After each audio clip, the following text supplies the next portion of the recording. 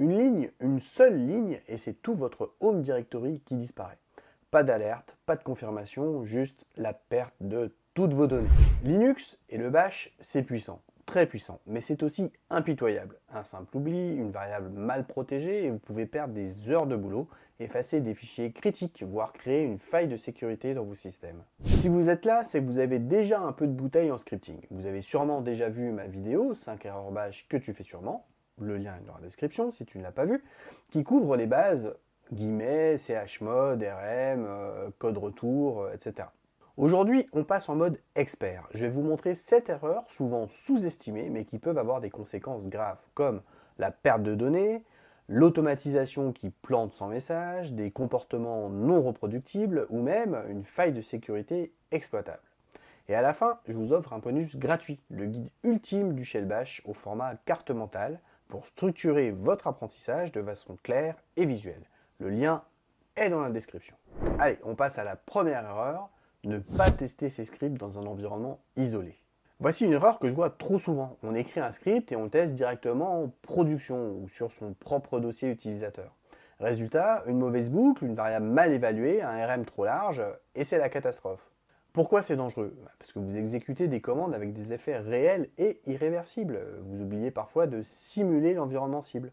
Une seule erreur de syntaxe dans une boucle for ou une redirection et vous perdez des fichiers. La solution, toujours tester vos scripts dans un environnement dédié. Alors, si vous êtes dans un contexte professionnel, vous allez potentiellement avoir des serveurs différents entre la production, le dev, l'intégration, etc. Donc, vous allez tester vos scripts sur ces serveurs. Si vous êtes sur votre PC, vous allez tout simplement créer des répertoires dédiés à vos scripts de test. Bien sûr, vos scripts de test devront prendre en compte des chemins relatifs et non pas des chemins absolus, sinon ça ne sert pas à grand chose. Vous pouvez aussi créer un alias pour interdire les commandes dangereuses dans cet environnement. Par exemple, on peut faire alias rm égale echo rm commande désactivée en test. Et donc là, si je tape rm./ je vais aller dans test, typiquement, voilà, et que je fais rm./ étoile, il ne fait pas le rm, il m'indique ce qu'il va faire. Donc, souvenez-vous, bonne pratique, jamais de test sur /home, /etc, /var, /mnt. Testez avec des fichiers factices, des noms de dossiers contenant des espaces ou des caractères spéciaux. Ajoutez une variable dry_run égale true pour simuler les actions. Donc, démonstration, dans votre script, vous pouvez très bien mettre cette ligne.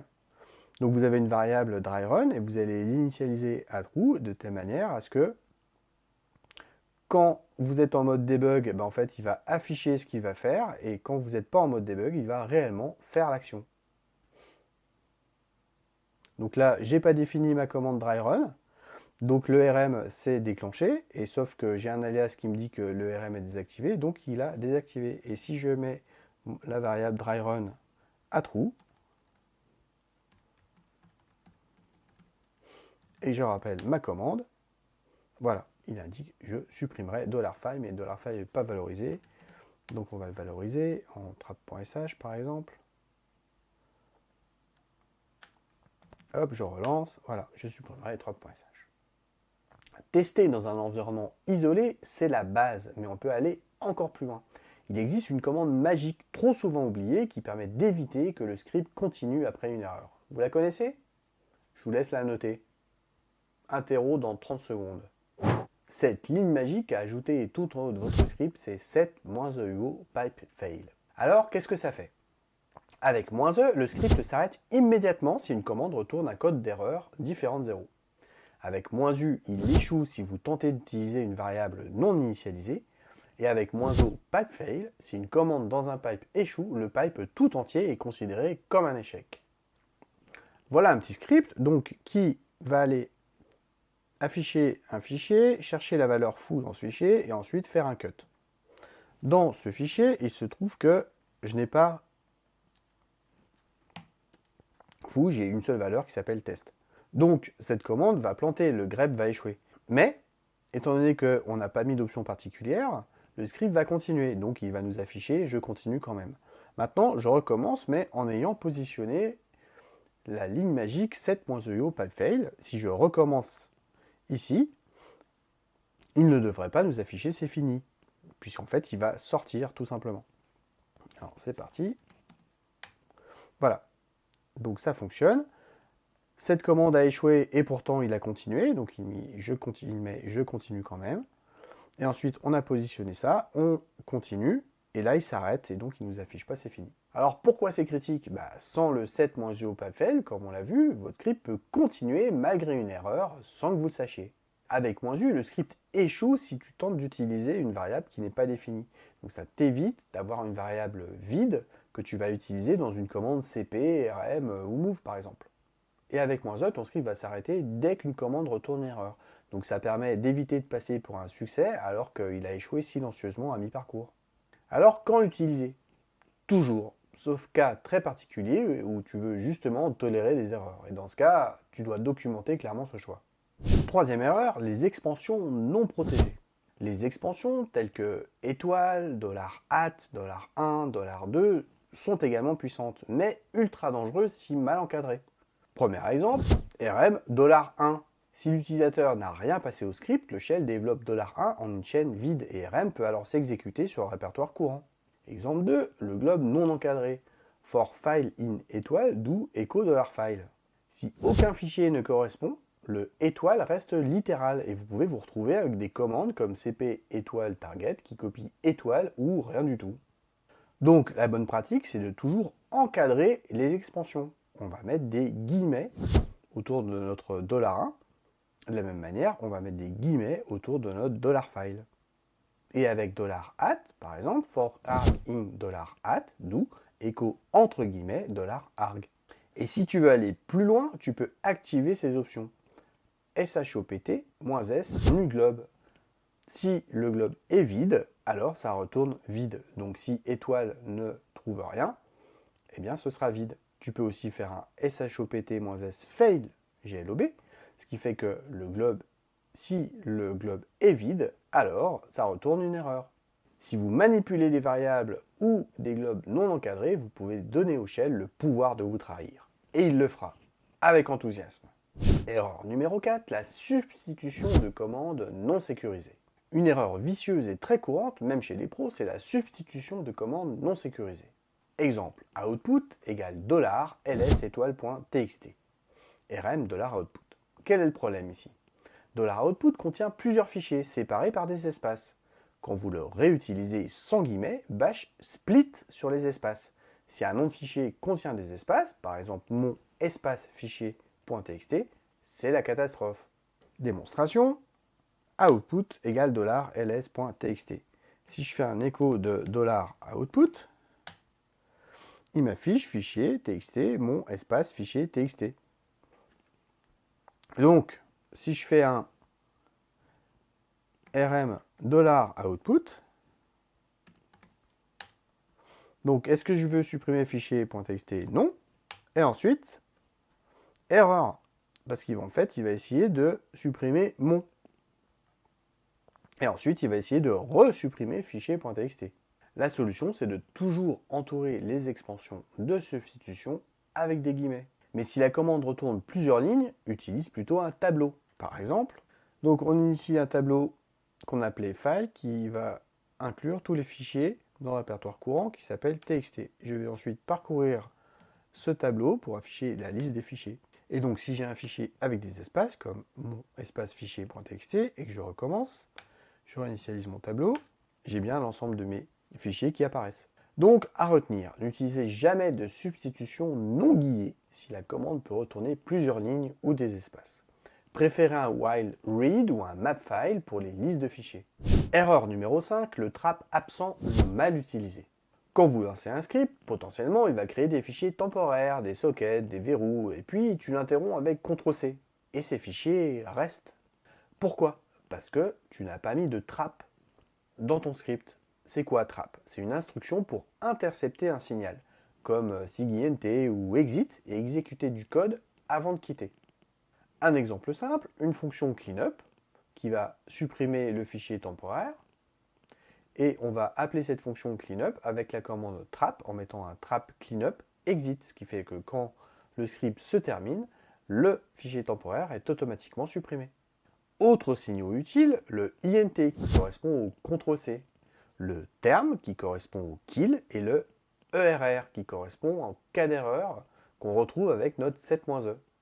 On peut même utiliser la variable spécifique $line_no pour avoir le numéro de la ligne à laquelle le script a planté en faisant un trap echo erreur à la ligne line_no ERR. Donc les erreurs fréquentes, oubliez un trap exit, ce qui fait que les fichiers temporaires sont laissés derrière le script. Ne pas protéger le script contre une interruption utilisateur, le fameux CTRL-C, signal INT. Écrire un trap cleanup sans argument, le trap ne s'attache à aucun signal. Si vous manipulez des fichiers temporaires ou des ressources critiques, trap est votre assurance vie. Ignorer trap, c'est comme rouler sans frein à main. Erreur numéro 6, les variables d'environnement exposées. Celle-là peut sembler anodine, mais elle est redoutable, surtout si vous bossez en environnement partagé ou sur un serveur. Le problème, vous faites ça. Export dbpassword égale mot de passe ultra secret. Puis vous exécutez une commande, monscript.sh. Cette variable est héritée par tous les processus enfants. Et parfois elle se retrouve loguée dans des journaux, des fichiers temporaires ou même dans un PSAUX. Le risque majeur, c'est la fuite d'informations sensibles, des mots de passe, des tokens, des clés API. L'exposition dans les logs système, la console partagée ou via du SSH multi-utilisateur. Et dans le pire des cas, une faille de sécurité exploitable à distance. La bonne pratique, c'est éviter le export pour les secrets. Préférez un fichier .env non commité. Ce fichier .env, tu vas le sourcer dans ton script, de telle manière à ce que les valeurs contenues dans ce fichier .env n'apparaissent jamais sur le terminal. Tu peux aussi passer le secret via des fichiers de configuration lus au runtime. Et pour les variables critiques, pense à les supprimer explicitement à la fin avec un unset du nom de ta variable. Et enfin, ne jamais afficher les secrets dans les logs et ne jamais faire un echo token égale $token. Donc souvenez-vous, le shell transmet tout à ses enfants. Si vous exportez un secret, il vous survivra et peut finir dans les mains d'un autre. Erreur numéro 7, les scripts non portables et les dépendances implicites. Un script bash, ça fonctionne sur toutes les machines Linux, non? Faux! Et cette erreur pour vous exploser à la figure le jour où vous changez de distrib, d'environnement ou de conteneur. Cas numéro 1, la dépendance implicite. Par exemple, timeout 10 secondes /commande. Timeout existe sur Debian, mais par défaut, pas sur macOS. Idem pour realpass, colon, xargs, -r, etc. Cas numéro 2, le mauvais shebang. On a tendance à mettre automatiquement un dièse, /bin/bash. Parfait, sauf que si bin/bash n'existe pas, c'est le cas dans certains systèmes minimalistes comme Alpine ou certains conteneurs, parfois le shell est ailleurs, dans USR local bin par exemple, où bash n'est même pas installé. Cas numéro 3, utiliser des bashismes, des constructions comme crochet condition crochet ou déclare -a associative array ne fonctionnent pas en SH et certains systèmes exécutent SH par défaut. La solution, toujours tester vos scripts sur plusieurs plateformes. Déclarez clairement les dépendances dans le script. Par exemple, commande-v timeout redirige vers /dev/nul ou la commande timeout requis n'est pas installée. Si vous visez une vraie portabilité, évitez les bashismes et utilisez dièse /usr/bin/env bash plutôt que binbash. Un script qui fonctionne sur votre machine, ce n'est pas un script fiable, ce n'est qu'un prototype. Si vous ne testez pas la portabilité, quelqu'un d'autre testera pour vous. Et il risque de planter. Allez, petit rappel pour bien ancrer tout ça. Testez un script directement en prod, sans environnement isolé. Oubliez le set-oyo, pas de fail, et laissez les erreurs passer. Utilisez des expansions non protégées, comme $@ ou $1. Faire des substitutions de commandes sans guillemets et casser des choses. Ne pas utiliser trap et laisser des fichiers temporaires traîner. Exporter des variables sensibles et les exposer sans le vouloir. Et enfin, coder des scripts non portables qui plantent ailleurs que chez vous. Ces erreurs ne sont pas théoriques, elles m'ont tout explosé un jour ou l'autre à la figure ou à celle d'un collègue. Et parfois, le prix à payer, c'est un rollback de production à 3h du mat'. Si vous êtes encore là, c'est que vous prenez votre maîtrise du shell au sérieux. Et pour vous aider à aller encore plus loin, j'ai préparé pour vous un guide ultime du shell bash. Mais attention, pas une doc austère, un vrai support visuel sous forme de carte mentale avec toutes les notions fondamentales du bash, les commandes clés, leur syntaxe et leurs options. Il est gratuit et dispo sur shellbashscript.fr/bonus, le lien est dans la description. Si cette vidéo t'a évité un crash ou t'as simplement appris quelque chose, alors like, abonne-toi et active la cloche. parce qu'il y a encore beaucoup de choses à dire sur le bash. Et dans la prochaine vidéo, on verra ensemble comment écrire des fonctions dans bash robustes avec gestion des erreurs, paramètres nommés, une logique claire. Et d'ici là, souvenez-vous, le bash ne pardonne pas, mais bien maîtrisé, c'est votre meilleur allié.